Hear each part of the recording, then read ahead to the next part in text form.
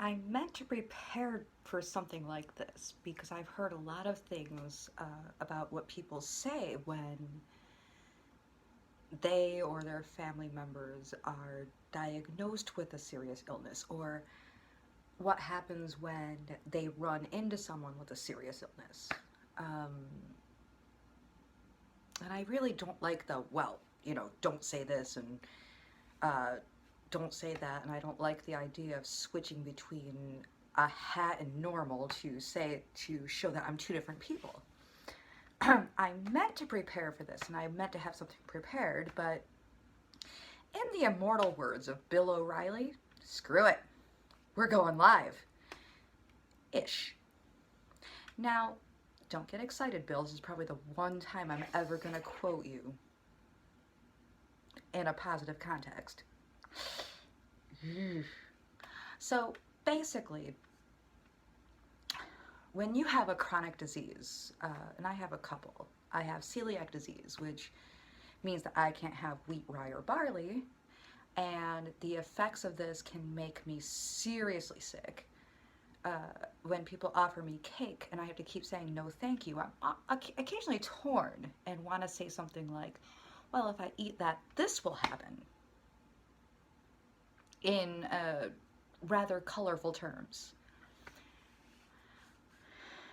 I also have epilepsy, which is not exactly related, but it didn't really help when it came down to being healthy. Um, but I've heard there are people in your life who may hear that you've been diagnosed and they may have a gamut of emotions and have to run said gamut of emotions. And then there are some people who you might love and maybe they love you, but their initial thought is something like, well, how does this affect me? Say, what?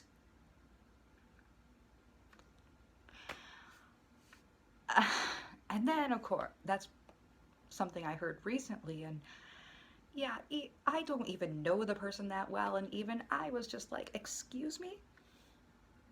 It's like, hello?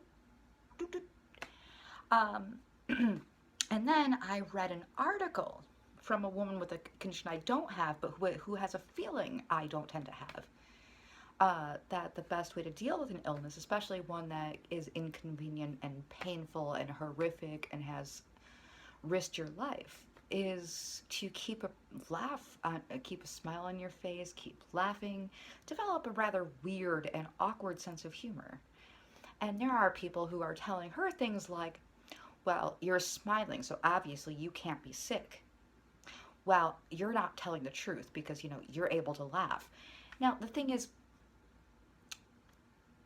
we we have been a culture that at one point was sending out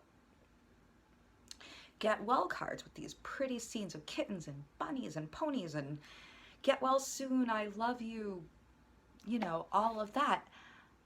And it's ostensibly intended to cheer the person up and make them feel good. Yes, I'll be having a teddy bear picnic when I'm done feeling like I got hit by a Mack truck and then it backed up and went right back over me. Or this is helping me, this person loves me and this helps me not feel like that anymore. There's happy days, there's days when there's a little less pain. I tend to get a lot of headaches, which are bearable with aspirin. So thank the good heavens, they're now bearable with aspirin, and that's also thanks to diet plus medication. And that was a road to hoe when it came down to trying to find the proper medications, the proper diet to keep me from seizing and also to help out with headaches, etc., etc. And there always needs to be adjustments, so that kind of sucks. But there are luckily more people in my life who are supportive, but there are still the occasional people who are like, well, you know, this kind of sucks because, I don't know what to do, and I going to now, mind you, if someone says to me, I don't know what to feed you because I don't want to make you sick, I can give them a list. Here's what I can eat. And it's actually longer than the list of things I can't eat, which is awesome sauce. Um, those people I love because they're at least asking the question, hey, what can I do for you? People who are like, well, that's a fake illness and you must be a carrot fillator. Say what? Eh? Hello? Clink, clink, clink, clink. Like, you gotta kind of ignore those people. Or just laugh at them. And also, seriously? Um, and it's okay to laugh at your condition too. I fully enjoy ice salads and gluten-free suspenders. Keep them coming.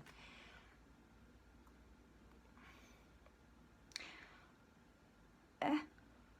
Or, work with me. I'm happy to take you in and be like, okay, so this is how I cook this thing. This is how I serve this. This starts out really unassuming, but if I add this thing,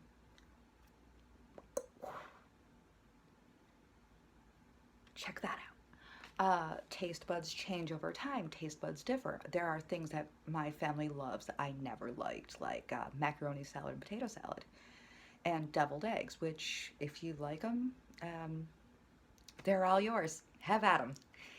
I leave you to them.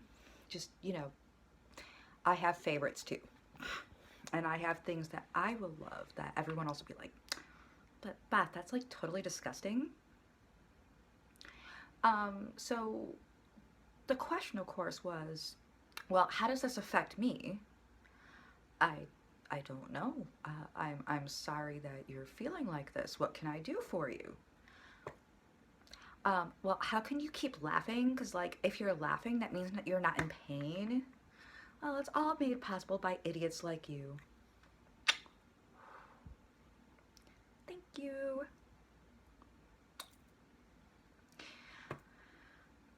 After a while, you just get a very weird sense of humor when you've had a lot of pain, because that's what pain does.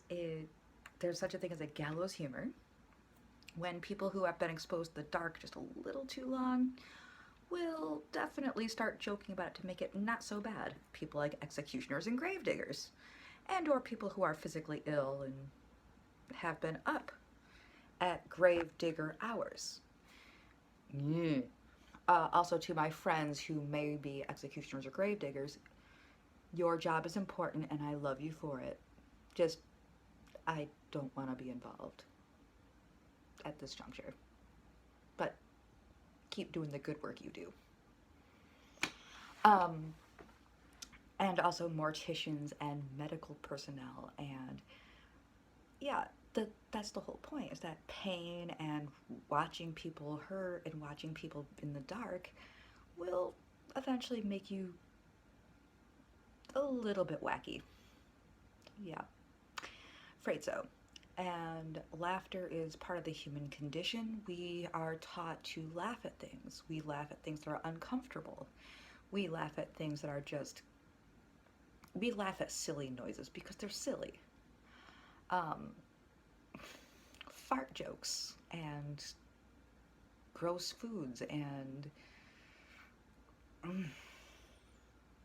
so basically asking questions like, well, how can you still laugh because you're in pain? You should obviously be standing there doing 1,000-yard stare and not ever laughing again because, pain. Really? Really? And anyway, since all I've really got is is the reallys, maybe going live-ish wasn't such a great idea, but are you serious? I can't believe that this needs an explanation. We laugh because we're looking at things that are uncomfortable. We laugh because we're in pain, and after a while, that shit is ridiculous. And it's always fun to laugh at the ridiculous, and it's fun to laugh at the dark because then it's not overwhelming us.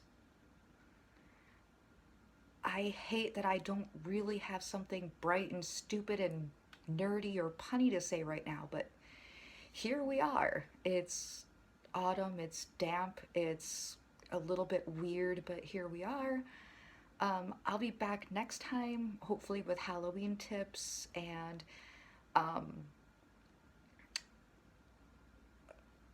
maybe, who knows, just go out there and have some fun, love one another, laugh at the stupid, um, all of that, and I'll try to come up with stupid puns and really dark jokes and invites for celebrities that I've loved since I was a child to join me for a cup of tea.